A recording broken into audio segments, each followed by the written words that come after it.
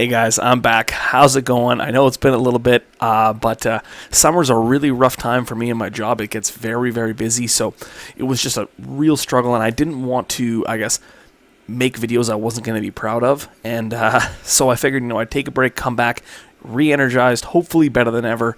We're going to get that Tournament of Champions going right away. Not today, probably start it up next week again, but I do still want to give away this Thorn of Amethyst print. So, what I need you guys to do is, down in the comment section, leave a comment, saying things that you did instead of watching Pauper Ponderings while I was gone.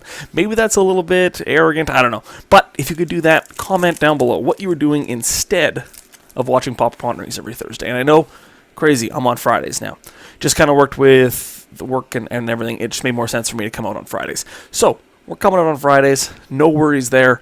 And let's get into the deck because we have a really sweet one for you guys. Alright, so the deck we are playing today is Mono Red Ponza. And this deck was given to me by my good friend. He's actually donated decks in the past. Or not donated. Donate a deck list? I guess he gave me a deck list. And he wants to go by his MTGO username Identisic. Hopefully I'm not butchering that pronunciation. He says you pronounce it like identity, but sick instead of the TY. So Identisic. Pretty fair. Alright, so we're playing some Mono Red Ponza. Now, what does that mean? Well, we are playing as many land destruction spells as we can possibly play. So we have the full 4 copies of Stone Rain, the full 4 copies of Pillage, and the full 4 copies of Molten Rain. So 12 in total, making sure we have the white border Pillage and the white border Stone Rain. Very important. You get extra points when you destroy a land with a Stone Rain as beautiful as this. Now, moving forward in terms of how we actually win the game, once we do a good job of, kind of limiting their resources in terms of casting spells, we're going to be using this card's Curse of the Pierced Heart to eventually win. It's a very stable win condition in Pauper. There isn't a lot of enchantment removal going around, especially in decks like blue-black or, mono-black, that type of thing. They're going to have a pretty difficult time removing Curse of the Pierced Heart, so it will eventually win the game. Now, we also have 4 copies of Burning-Tree Emissary, but that also kind of ties into the, the tempo orientation of this deck. Most of the time with a land destruction deck, you're kind of a prison deck in that you're, playing for the long game, looking to basically run your opponent out of resources. But what we're actually trying to do is trying to get out in front of them. So we have cards like Simian Spirit Guide and Burning-Tree Emissary to kind of get ahead on tempo to use our land destruction spells. So one of the, the nut draw for this deck would be, turn 1, Lightning Bolt or Firebolt your creature, turn 2, Burning-Tree Emissary, maybe another Burning-Tree Emissary, exile Simian Spirit Guide, and then cast one of these land destruction spells. That is going to allow us to get way out ahead in terms of, board presence, and then using cards like Faithless Looting, where we can discard excess copies of our mountains or excess copies of Simian Spirit Guide, kind of find more gas, find more land destruction spells. We also have the card Dangerous Wager. And again, you're going to empty your hand quite quickly, with 4 copies of Simian Spirit Guide, 4 copies of Faithless Looting. You're just going to get to the point where you're not going to have very many cards in hand, and Dangerous Wager turns into a Sign in Blood with no downside pretty quickly. We have 4 copies of Firebolt and 4 copies of Lightning Bolt as just the best removal spells. Now, Identisic did say in his post to me that he would have actually liked this deck to have snow-covered mountains instead and run some sort of Screds probably over the Lightning Bolt, because very rarely are you going upstairs with these spells.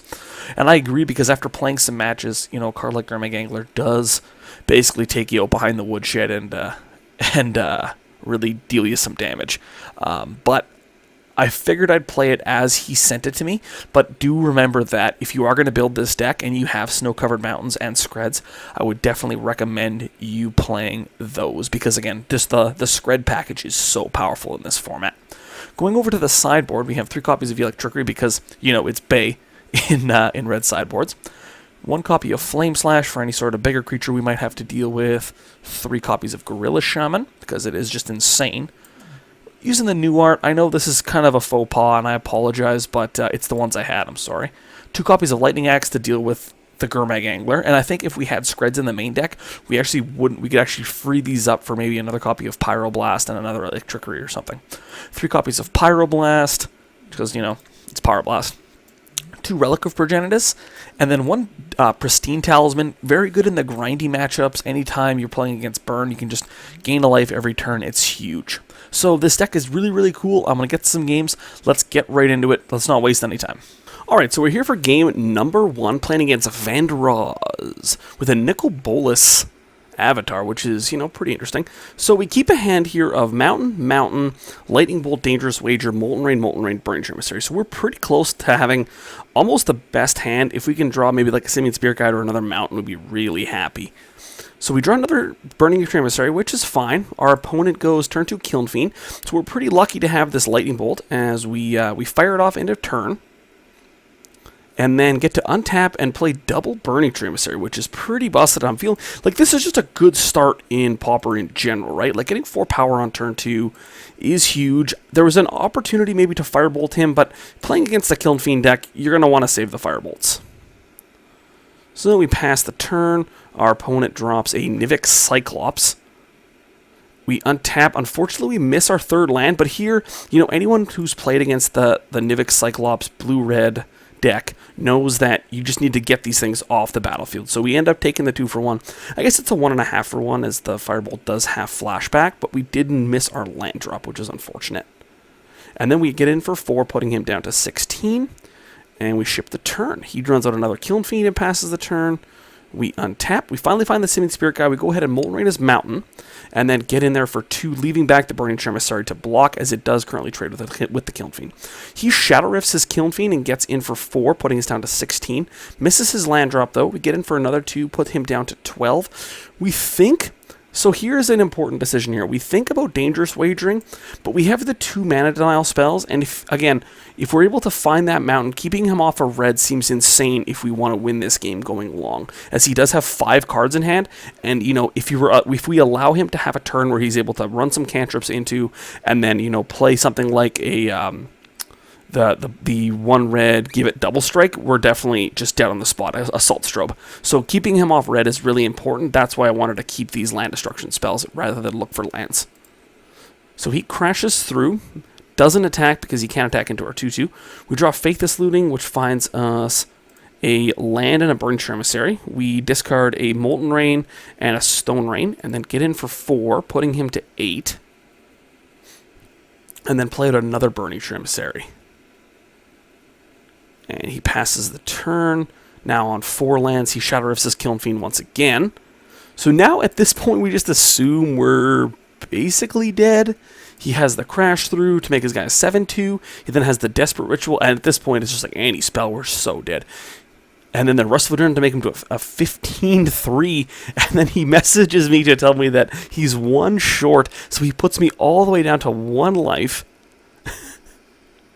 And now we're just like anything here. We end up casting the Faithless Looting. So the reason that we cast Faithless Looting instead of casting Simian Spirit Guide is that the way that we have it here, we have a 2-turn clock either way, depending on what he's going to do. And also, the Faithless Looting gave us live to draw a Mountain, or sorry, not a Mountain, a Firebolt or a Lightning Bolt to just kill him on the spot there. So that's why we Faithless Looting instead of casting Simian Spirit Guide. So we put him down to 4 and pass the turn and basically just cross our fingers. At this point, we just assume we're dead. It's our Desperate Ritual, makes his guy a 4/2. But he just casts an Even Wing Mage, and he cannot attack, so we get to attack him for 6. He has the double block. And then we cast the Simian Spirit Guide, and the writing is essentially on the walls here. He casts a Wind Mage and concedes to our attack not too much later here. So we got a little lucky there, but you know what? Better lucky than good is what they say. So we're back for game number 2 right away. All right, so for game number 2, we keep a hand of Firebolt, Lightning Bolt, Lightning Axe, Dangerous Wager, Mountain. So in terms of sideboarding, I brought in the Lightning Axes and the Pyroblast, because Pyroblast, again, deals with the Even Wind Mage, and it deals with Nivik Cyclops. And Nivik Cyclops is by far the toughest creature for us to deal with in that deck, having 4 toughness. We also brought in the Flame Slash. We cut down on the land destruction spells, and we cut down on the Simian Spirit Guides. So we keep a hand that's very removal heavy. Our opponent brainstorms on turn 1. That's kind of a sign of maybe an inexperienced pilot, but, there's no reason to expect that just yet. So we once again just draw a Mountain and pass the turn. Hand full of removal. He misses his third land drop, which really is backbreaking when we Molten Rain his island. finds his third land drop. We then find a Stone Rain, getting rid of his mountain, and we just pass the turn. So I expect this matchup is actually quite good. We have a lot of removal spells that deal with his creatures, especially post-board when you get to bring in the Pyroblast and the Lightning Axes. And now you can see just kind of the prison nature of this deck. We have this Curse of the Pierced Heart in play.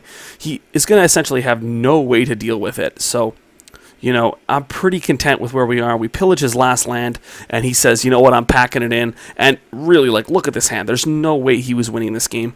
We have the 3 Firebolts, which deal with all of his creatures except for Nivix Cyclops. We have the Lightning Axe to deal with his Nivix Cyclops. He has no mana in play. Curse of the Pierced Heart is going to get him in 18 turns. So, we're back for round number 2, where, you know, hopefully we can continue this winning streak. I like it, you know. We're back, and we're undefeated. So for round number 2, we're playing against Thab G3. So we keep a hand of 4 mountains, a firebolt, a molten rain, and a curse of the pierced heart. I think this hand is pretty safe against most decks. You know, having a removal spell, having our win condition, and having a piece of land destruction, along with 4 lands to continue to cast our spells, I think is pretty decent.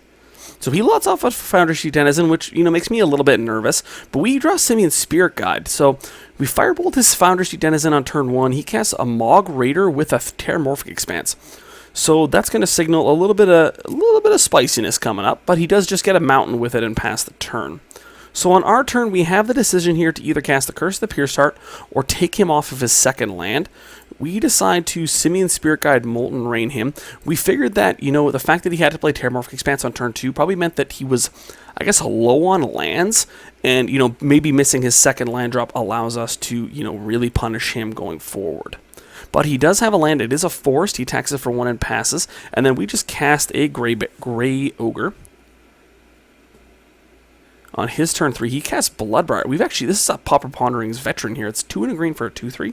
And whenever you sacrifice another permanent, you put a +1/+1 counter on Bloodbriar. So that's where the Terramorphic Expanse comes from. And then obviously the Mog Raider also plays into that quite nicely. So on our turn, we draw another mountain, and we cast a Curse of the Pierced Heart. Can't really attack. He deals him 1 down to 19. He casts a Goblin Matron, which goes and finds another Goblin Matron. And then he's going to get in with the Bloodbriar. We end up just taking the 2 here down to 17. We draw Burning-Tree Emissary. But we decide that it makes sense here to Firebolt the Mog Raider. Just, you know, kind of not giving him that kind of free sacrifice outlet is really important. So now he Goblin Matrons for another Goblin Matron. And he gets in for 3, putting us to 14. Untap, we draw a Pillage. So we pillage his forest, attack for 2. So here was a mistake. What I should have done was actually not attack with the Simian Spirit Guide and left up this double block. I think it maybe was a little bit risky, but the way this game plays out, I think it makes sense that I should have just double blocked the Bloodbriar. Getting in that 2 points, I don't think really mattered in the grand scheme of things. So here he goes into 15, casts a Mog War Marshal. The Bloodbriar really getting out of control. Now he's able to freely attack in for 3. Putting us down to 11. We untap, draw a Lightning Bolt. So here the Bloodbriar becomes a 4/5. He gets in. We have to take this 2-for-1 of the Burning-Tree Emissary and the Lightning Bolt. Not before he casts another Mog War Marshal, though. So really needing some good draws. A 7th mountain is not it, as he starts to just kind of overwhelm us with 1/1s. Pays for the Mog War Marshal, gets in there with the team, putting us to a precarious 5 life. Or 6 life, sorry. We draw Molten Rain. Basically dead on board to anything. Sparksmith makes us have to trade with the Foundry Denizen and go to 1. So, barring an Electrickery out of our sideboard that we accidentally draw, which is impossible on Magic Online, we have to scoop them up. So, on to game number 2. Alright, so for game number 2, we board in the Electrickeries and the Lightning Axes to deal with his Bloodbriar. So here we keep a hand of Burning-Tree Emissary, Pillage, Dangerous Wager, Forgotten Cave, Firebolt, Curse of the Pierced Heart, and Mountain.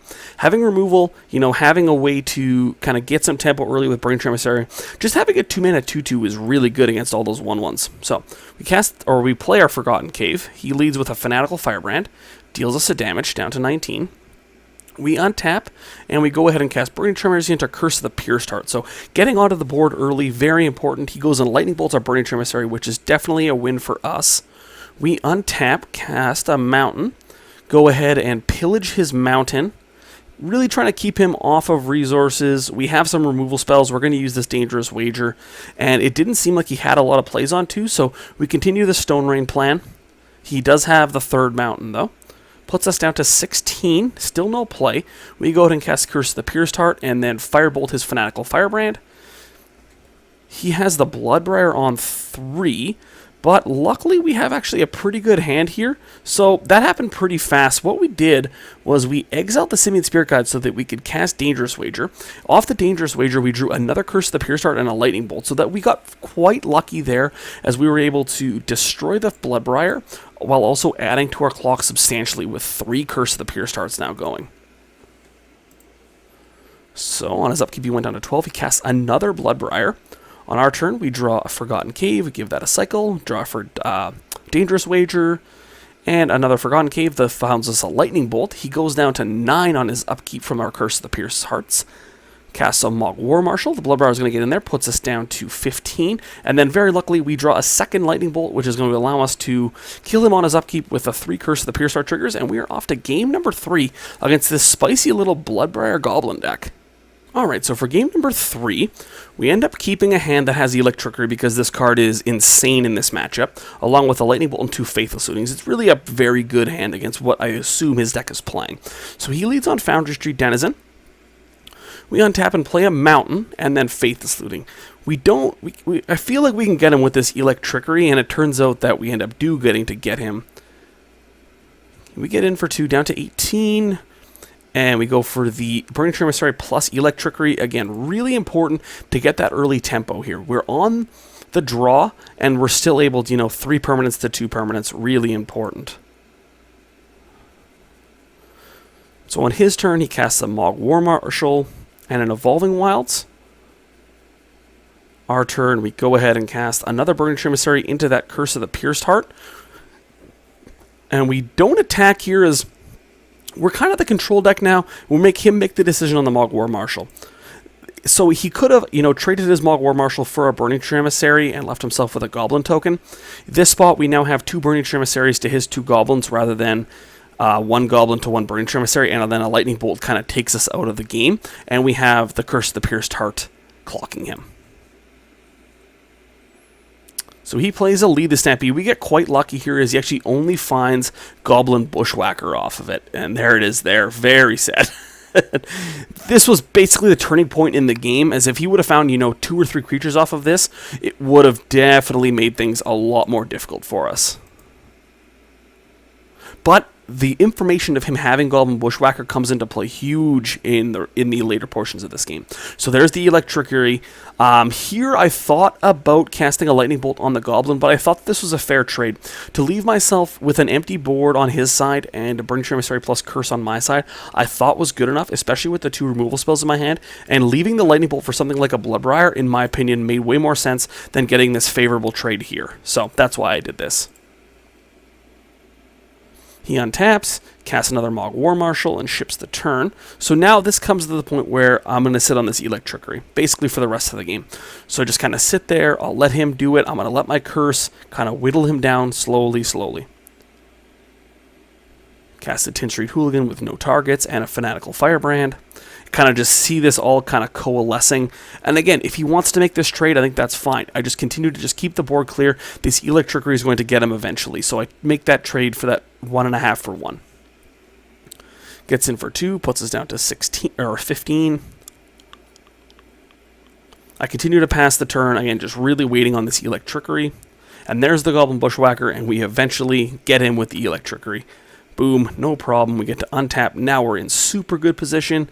We Faithless Looting out of the graveyard, find ourselves another Electrickery. And this is the joy of the Curse of the Pierced Heart, right? It's just kind of sitting there, and it's just going to eventually kill him. So we Lightning Bolt the Fanatical Firebrand because it was tapped. We get to untap, Firebolt his... So it is important to mention that once you kind of get to the late stages of the game and you have these Dangerous Wagers, it makes way more sense to use your removal spells, not suboptimally, but definitely use them to a point where, there we use the Lightning Bolt on a Fanatical Firebrand. We have the late game, right? If the board stays clear, the Curse will eventually kill him. So there's no point this lightning bolt is either going to go to his face or it's going to destroy the Fanatical Firebrand. In that spot, he couldn't get any value out of sacking the Fanatical Firebrand to the Mog Raider, so it made sense to me to just, you know, deal with the problem at hand and then be able to use this Dangerous Wager so much more efficiently later in the game. So we Faith of Suiting out of our graveyard. We keep the Pillage because it's going to keep him off of green mana. He luckily for us doesn't have a play, and we get to go Curse the Pierced Heart, plus get rid of his green source, puts him down to 11, and at that point he has seen enough from this ridiculous deck and has packed it in, and we are going to match number 3 undefeated with Mono Red Ponza. And for that first 3-0 to start off Season 3 of Pauper Ponderings, we keep a 6-land hand, or a 6-card hand of Forgotten Cave Mountain, Simian Spirit Guide, Molten Rain, Curse the Pierced Heart, Burning-Tree Emissary. So we are on the play. We go turn 1 Forgotten Cave pass. He plays Forest. We assume he's on mono black control.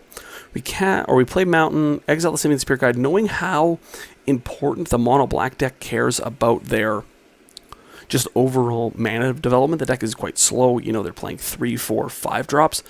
Being able to take them off mana as soon as possible is really important. So in his turn 2, really shocks me. He casts Dark Ritual and Ice Quakes our Mountain. So quite funny there. So we untap, draw Mountain, cast Curse of the Pierced Heart, and attack for 2. And in his turn, he does not find a land and packs him up. So we are off to game number 2, trying to get that 3-0 with Mono Red Ponza. Alright, so in game number 2, we have to mull to 6. We keep kind of a shaky hand of Forgotten Cave, Mountain, double Curse of the Pierced Heart. So he leads off on Mountain at a Duress, takes one of our curses. We untap, we Mountain, and then pass. He Baron Moors and passes. And the end of his turn, we cycle Forgotten Cave. We then cast Curse of the Pierced Heart on him and pass. On his turn 3, he gains 2 life off Radiant Fountain, and then Ice Quakes one of our mountains, setting us back quite a ways. We cast a Mountain, and then cast Faith of Suiting, keeping a Dangerous Wager, a Molten Rain, and a Mountain. He then goes ahead and Ice Quakes our other Mountain, and on our turn 2, we cast a Burning-Tree Emissary and pass. He Diabolic Edicts us down to nothing, and then Duresses away our Molten Rain. Actually, I thought it was quite strange that he took Molten Rain instead of Dangerous Wager there, but it didn't end up mattering as we play this Mountain, play this Dangerous Wager, find something we cannot cast, and pass the turn. On his turn, he Chittering Rats, which really sets us back, and then also casts a Gurmag Angler. And this is where, you know, if we would have had Scred, it might have made a difference. But even you can see we only have 3 mountains in play anyways, so it really would have been a struggle to beat these Gurmag Anglers either way. So we block the Chittering Rats, pass, we end up pillaging one of his lands. He then just uses it to cast another Gurmag Angler later. We go down to 10, untap, find another mountain. We pillage another one of his, or we don't pillage actually, for Faith of Suiting. He untaps, attacks us down to 5, plays another Gurmag Angler, and that is going to be it for game number 2. So can this mono black control land destruction deck stop us from our 3-0? Well, we'll have to see. Alright, so for game number 3, we end up keeping 7 based on the fact that we have Relic of Progenitus, probably the most important card out of the sideboard in this matchup. Lead off on Forgotten Cave, he leads off on Peat Bog. We then cast a Burning-Tree Emissary into Relic of Progenitus. And you know what? We're perfectly fine. He ends up turn 2 Ice Quaking us off of the Peat Bog, or sorry, Rancid Earthing us off of the Peat Bog. But we exile the Rancid Earth, making sure that he cannot get those Gurmag Anglers going against us. So we cast the Burning-Tree Emissary. He Diabolic Edicts one of our Burning-Tree Emissaries, loses the Peat Bog. We end up losing both of our Burning-Tree Emissaries. We Relic of Progenitus him. But now we're kind of on this plan of we just get to kind of wait here and really disrupt his mana in terms of, you know, not letting him cast those Gurmag Anglers, which are the best cards against us. And we do a really good job of that. He Duresses our Dangerous Wager away, but we still have that Relic of Progenitus working nicely. We find another Stone Rain, which is huge. We're able to get him down to 1 land, and he Duresses our Firebolt away, but now at this point, we're in really good shape. We have 4 permanents, now 5 permanents to 1. So end of his turn, we end up using the Relic of Progenitus, find our Curse of the Pierced Heart. We also find a Lightning Axe, very important. He does Duress it away, though.